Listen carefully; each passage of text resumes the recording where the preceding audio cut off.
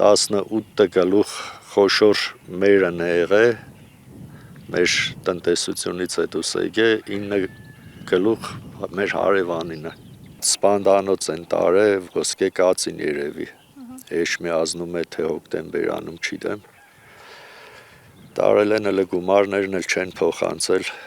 Վարակված կենդանու միսն ուտելը վտանգավոր է մարդու առողջության համար, եթե այն չի անցել համապատասխան մշակում։ Գյուղացիներից միսը գնողն էլ մսամթերք արտադրող գործարաններն են եղել։